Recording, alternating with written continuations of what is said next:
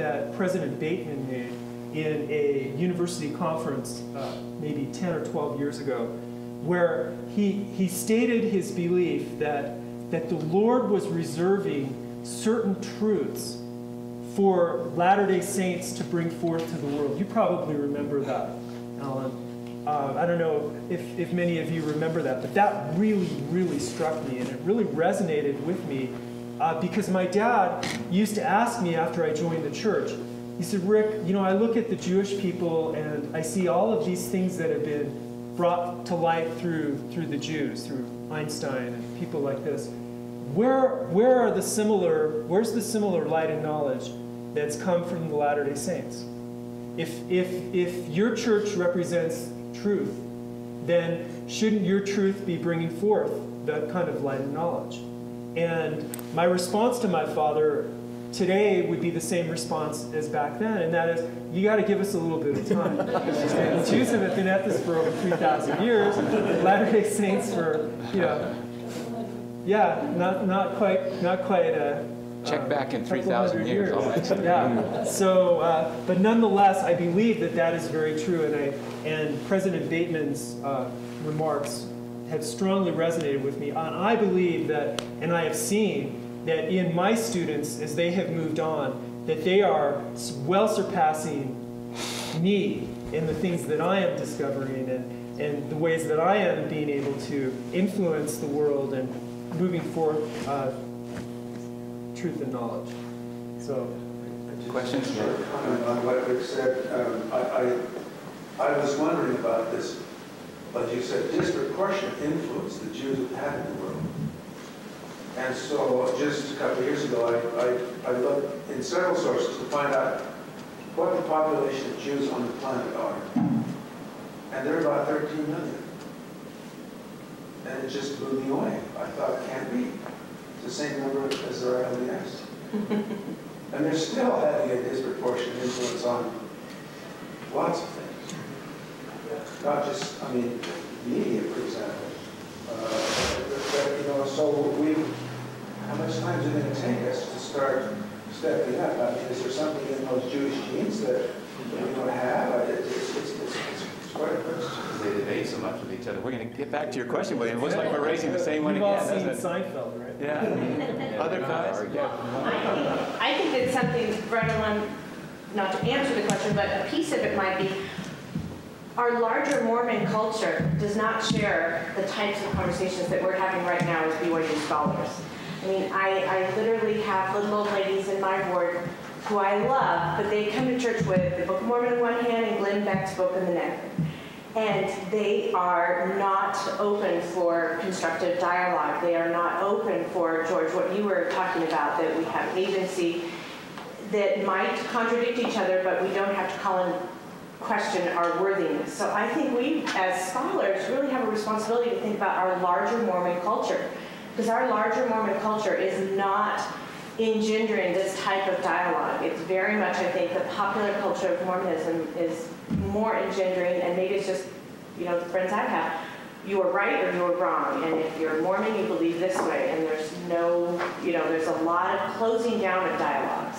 And so I'm interested in what we're doing as Mormon scholars to kind of counter that pop culture Mormon mentality of, you carry 2 books in your hand, and if you have anybody else in your hand, you're not Mormon enough. And I really think that scholars, it's important to be in our field, but we're also in the world. And we're in our Mormon culture, especially here in Provo.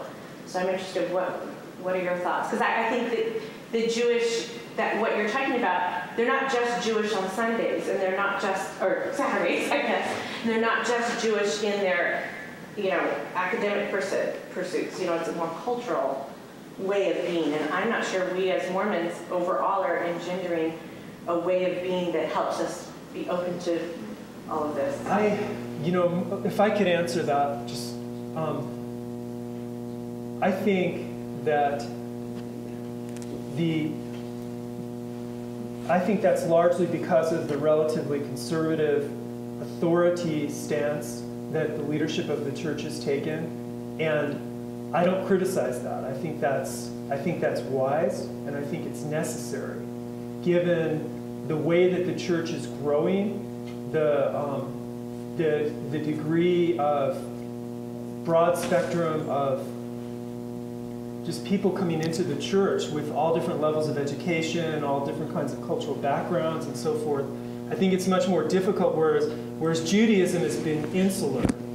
And at least in 2 or 3 different insular schools of Judaism and cultures of Judaism, in Sephardic and Ashkenazi and Oriental Judaism, and there's a separate tradition, and you can see that in Israel. I've been to Israel several times, including living there and doing a sabbatical.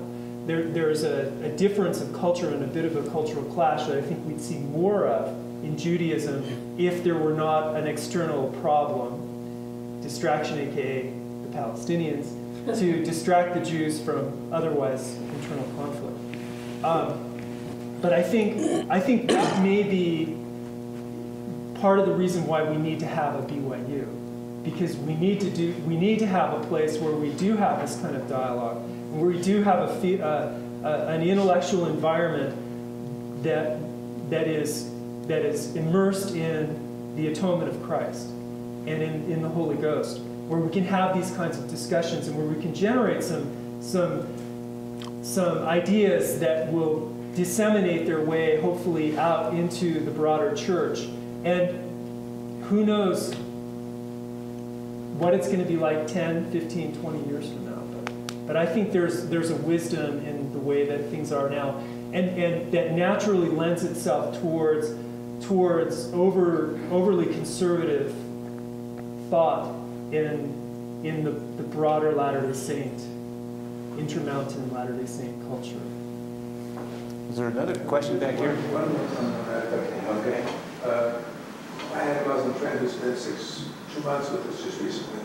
And I asked him this question about what he felt was the preponderance of influence. And he said, it's the mothers.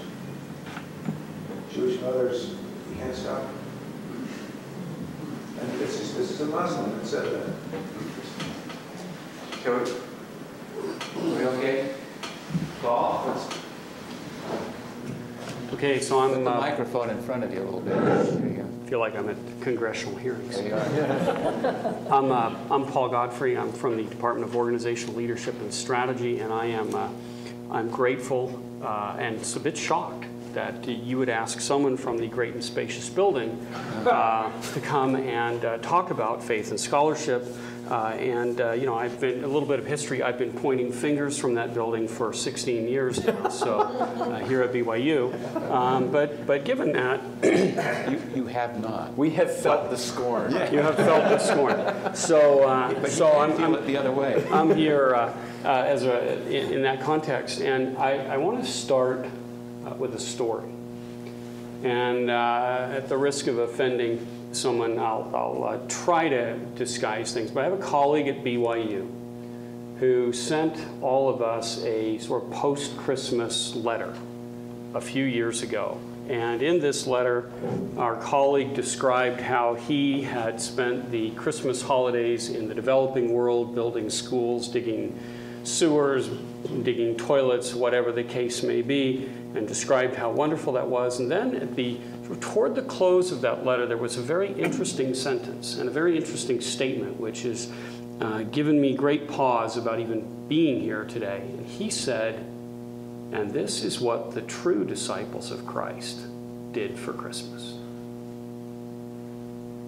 And in one sentence, he destroyed his own credibility with me, any that he had, or possibly would ever have, and simply engendered so much ill will and so much bad feeling. And what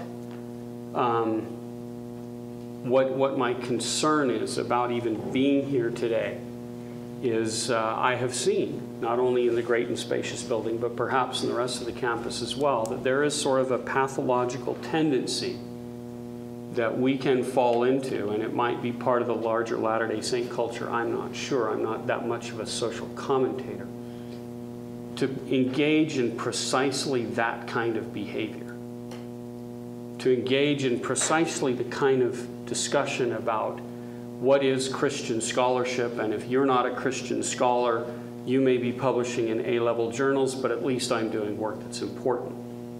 And so with that sort of concern about, and I think there's a big caveat there, that discussions like this can go down that road incredibly quickly. And so I don't want anything I say to be construed as lending to that. So, you know, frankly, I read the material from the Jacobsens and I didn't like it. It was, to me, you know, whenever I'm looking and flipping to see how many pages there are until I'm done, that's sort of a signal that this isn't really resonating with me. There was a certain sort of angels on the head of a pin flavor to it for me, and so it didn't do much for me. And so as I was working in my yard yesterday and doing some other work, I ruminated on why I might have felt that, why that feeling might have come up, and I sort of thought about this whole notion of Christian scholarship is very interesting. And so I think what's important about Christian scholarship is not those two words, but perhaps the way, and George, I'm not really a humanities guy, but the way you end that phrase. Do you put a question mark at the end? So is it Christian scholarship? Is it an exclamation point? Christian scholarship. Or is it a period? Christian scholarship. And the problem I have with the question mark is that if that adjective applies, sort of that's, I think, as I read a number of people, and I do, in fact, George, follow Milton's advice, I read promiscuously, try to read across disciplines, and as I read many of people in the sciences who believe that Charles Darwin has done more for the liberation of mankind than any being who ever lived, because he liberated us from the shackles of belief in divine heritage or any of those things, and sort of this notion that there is no such thing as Christian scholarship. Or it's Joseph Campbell in the Humanities who, in his analysis of myth, as I read his analysis of myth, is heavily perfumed by his antagonism toward the Roman Catholic Church. And at times it becomes difficult to separate one critique from the other. But there's this attack, so Christian scholarship as a question mark. And I think the problem with that view is that it assumes that there's something called scholarship without a prefacing adjective. And the one thing that I did like about the Jacobsens reading and my reading of postmodernism is I think what's completely false is the idea that there's scholarship from nowhere. That there is something called objective scientific truth that can be discovered through statistical methods, through any other methods. All scholarship is scholarship from somewhere. Because all scholarship is done by scholars, and scholars don't come from nowhere, they come from somewhere. So then on the other hand, as I read the material, I thought there was quite a tinge of Christian scholarship exclamation point.